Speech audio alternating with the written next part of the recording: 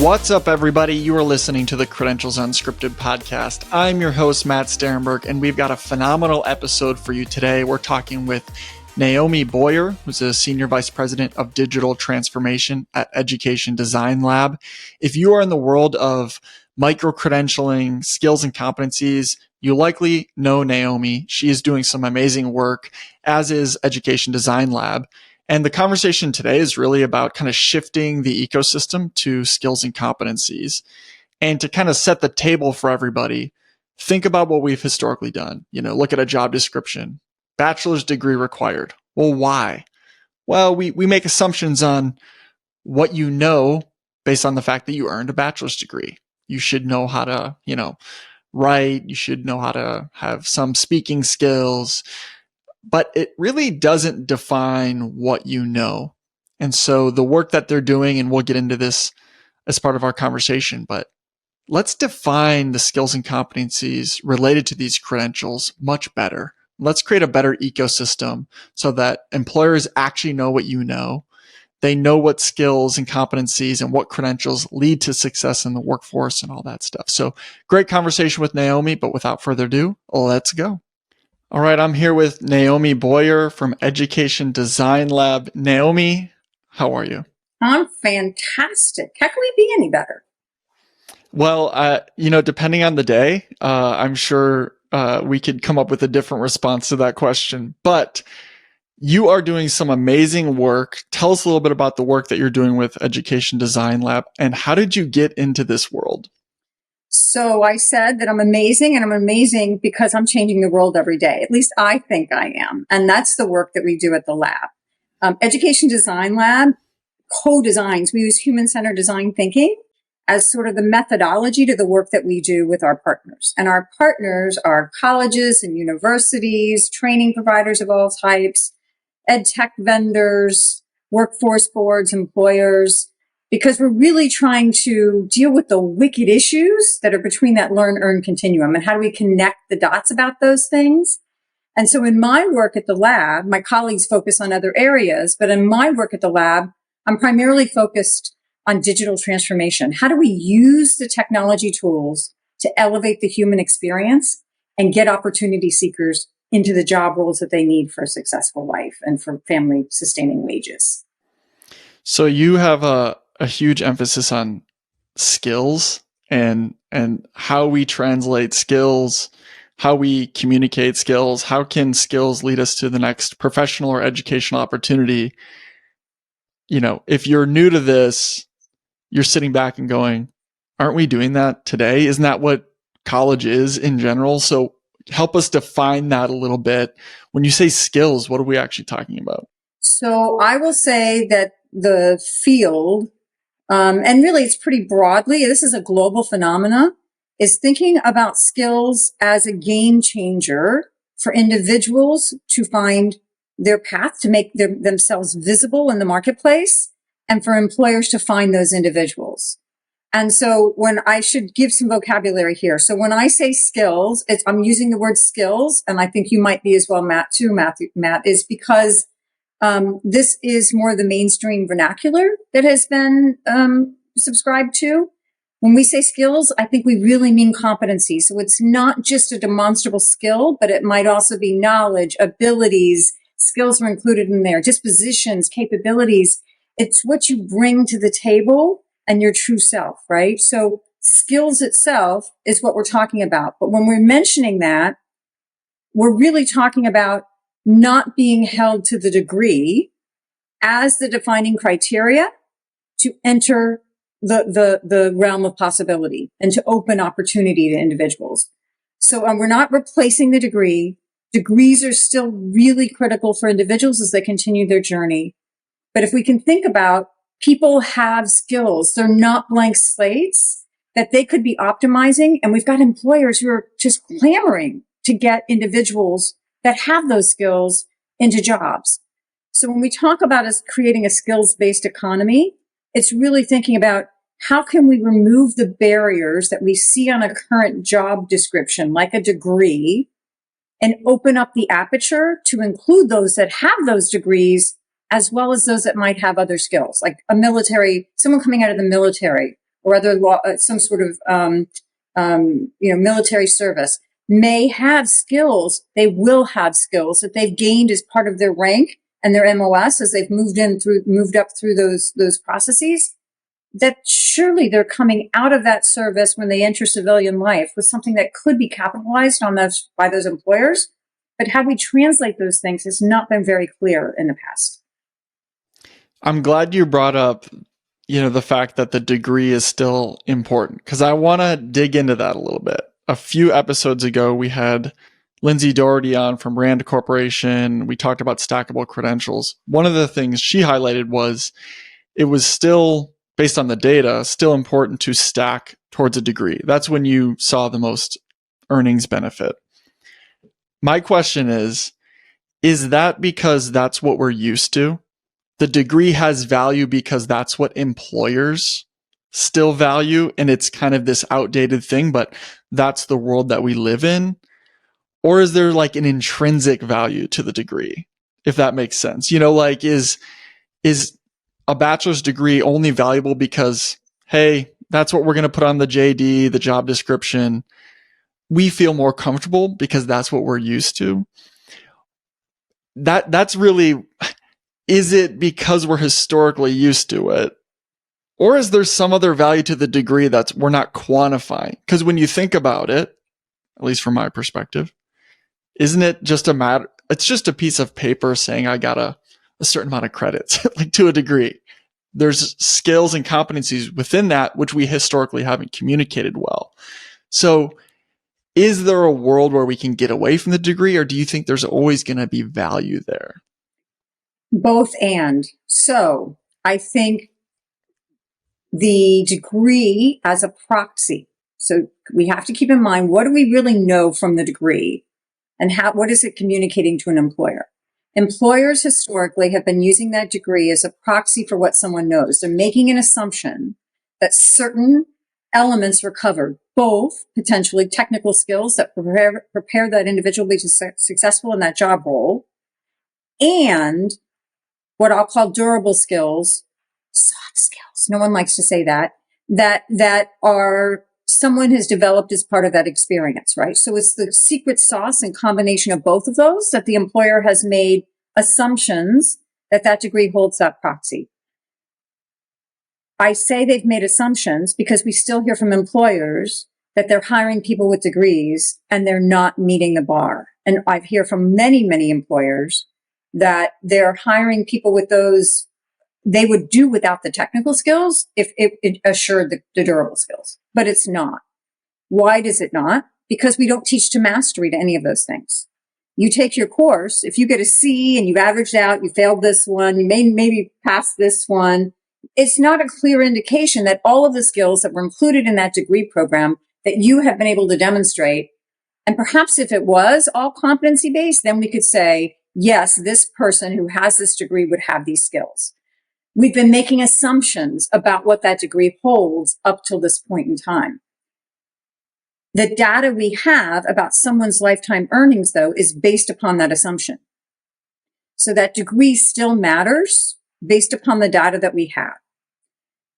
The degree has value for an individual, though, in enhancing our own personal efficacy, our ability to learn, and to move forward. So there's the individual intrinsic value, and then there's the value to the employer, because there has been the assumption. But even if we make that assumption, there's some skills that may come along with it as a result of that degree.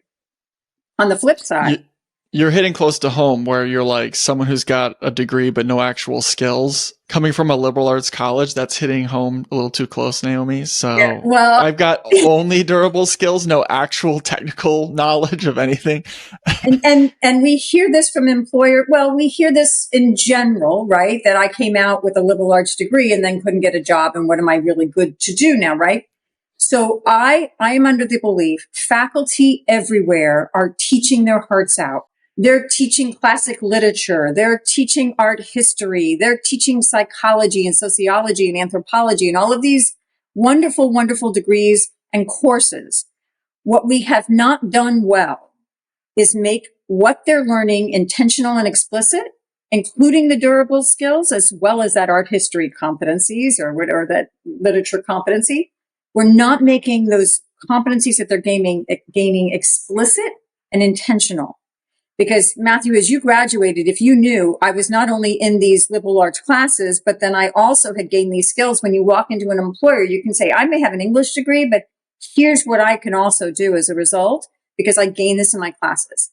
So at higher ed and post-secondary, we have not done a good job of connecting those dots for employers, for the individual learners, and for the institutions themselves, right? So that's a huge, I'm under the belief it's happening. We're just not really good at connecting all of those dots. At the same time, we have thousands, tens of thousands, hundreds of thousands learners who enter the education pathways who do not complete. So they may have 2 years worth of instruction or a year's worth of instruction. And are you going to tell me they didn't gain any skills as part of that learning experience? That's kind of like those coming out of the military. So if we think in how do we package these things differently, whether for credit or non-credit, into these non-degree credentials, that somebody has something that they can walk out with and demonstrate, here's what I know and can do, then we're up in the value and providing the on-ramps to potentially stack up learning in different ways that becomes so much more personalized to the way Naomi needs to learn and Matthew needs to learn and someone else needs to learn, that will hopefully get us to that earning income value over time. I mean, the 40 million Americans that have some college, no degree, it's such a clear problem statement. Here's why challenge, or, historically we've had the system, it's like A through F. How good were you at Latin American history or whatever it was? What grade did we get? And there's a scale, right? We assume that if you got an A, you absorbed the content better, completed the coursework. With badging and micro-credentials, I see this as like a little bit of a challenge where a badge in and of itself is oftentimes binary. And I think you got a leadership badge. I think about my own work experience. It's contextual, right? I don't think we can badge leadership in the same, it just seems disingenuous to say, you got a leadership badge, therefore you're a good leader. Like, in what context? Are you a good people manager? Are you a strategic thinker? Are you coming across that? Like we're moving to a system that seems like a binary badge system, which I think the intentions are very good, but those durable skills and some of those things, it's not like I have it or I don't have it in a way. There should be some scale. It's a challenge. It's so hard to do. I want to just kind of leave it up to you to give me your feedback on that. I love that question, Matthew, because I'm going to push and pull a little bit on it. So leadership, for example, anyone who tells you that they can measure leadership by just identifying leadership is full of baloney, because there are sub-competencies under that leadership title that would need to be demonstrated. And it's those sub-competencies that become more binary. When you get into those sub-competencies and you've identified it, it now becomes observable, tangible, demonstrable, but it also allows for that context.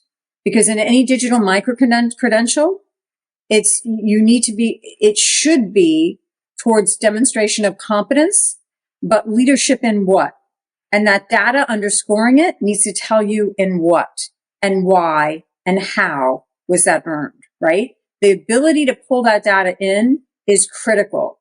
So the lab has 9 durable skills credentials. And these are things like empathy. You can't measure empathy for empathy's sake. You got to get into those sub-competencies, right? Resilience, initiative, critical thinking, creative problem solving, right? I could keep going through the 9, but you get the sense. These are hard to measure things. Now, on your suggestion about levels and, A through F, and there's a gradient, I'll also throw out there that how many of those classes used a curve and didn't really say whether you deserved that A because you knew all the content that was required. But the The leveling, I get concerned when we're not necessarily using a binary approach with regard to these credentials, because what we've heard from learners in our work that we've done, when they do earn the credential, they become more confident. They become more confident in what they know how to do. They become more confident to be able to walk into an employer and describe when the employer says to them, hey, I see you've got critical thinking. What does that mean? And to be able to say what they can do. Now, I had a colleague and we were doing a research study and they were implementing levels of bronze, silver, and gold, let's say. Now, all of a sudden, I've earned a bronze level at critical thinking. I've got a bronze badge and I go into this employer and the employer says to me, okay, you've got a bronze. What does it mean? And now how do I describe what I really can do as a result of a bronze credential versus here's the criteria. Now, I'm not saying that if somebody had earned that critical thinking, badge, digital micro credential, that they can use critical thinking in on all contexts, all levels of leadership, and in fact, we're grappling with that right now is how do we have additional levels of a framework, kind of moving it into an ontology versus a taxonomy to be able to say it's not just levels, but we can introduce features. Because, for instance, in our oral communication digital micro-credential, we use listen actively. That actually intersects with two other credentials as well. Listen actively is listen actively, but it may look different and had different depth and different job roles. So how do we think about that and contextualize that as well? So there was a lot. I threw a lot into that question for you. No, you brought up a lot of good points. And the one I want to touch on is you're an employer. It's great. One initial step of this is the learner earner understanding what I know. What have I earned? What are the outcomes of this program so that I can communicate to an employer what it is that the program I went through. The thing that you highlighted was bronze, silver, and gold, for instance. If I get this badge or someone interviewing for a job says, oh, I have bronze leadership certificate, my initial reaction is going to be, were you attempting to get gold, or are you bronze on your way? Do you have to get bronze before you get to gold? What's the structure here? And which brings up the biggest question, which is the economy, the utility of these. The learner understanding what they know is great, but ultimately the employer side is so critical. And this is the biggest challenge anytime we talk about micro-credentials or badging.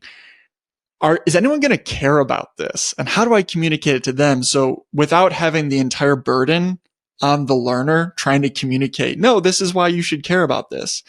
What work are you doing to engage employers to get them to care about skills and competencies so that it's not just me having to explain what this credential is, why it makes sense on my resume?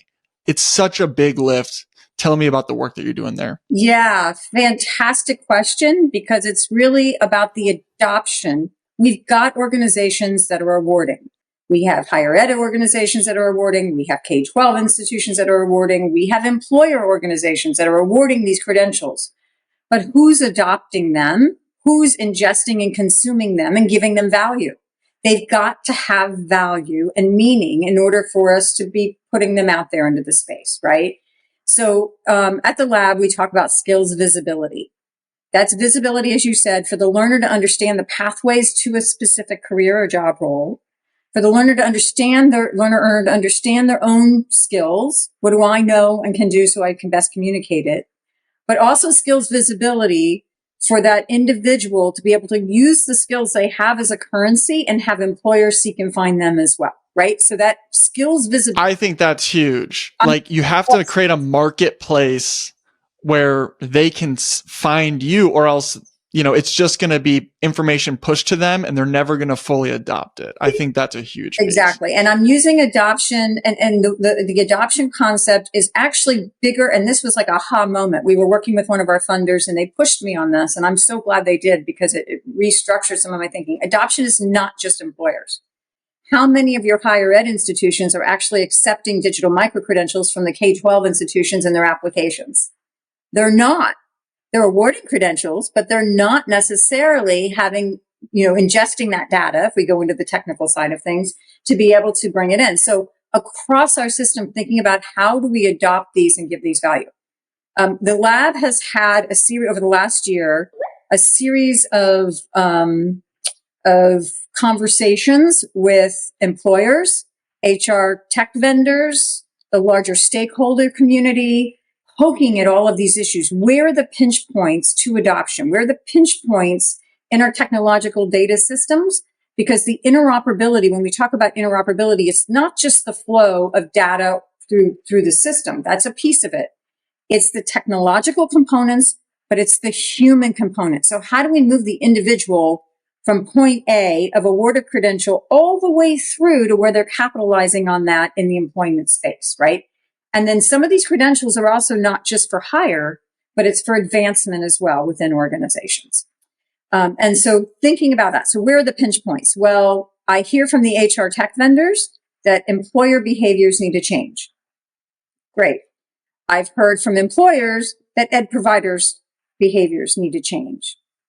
I've heard from both sides that the HR tech vendors' behaviors need to change.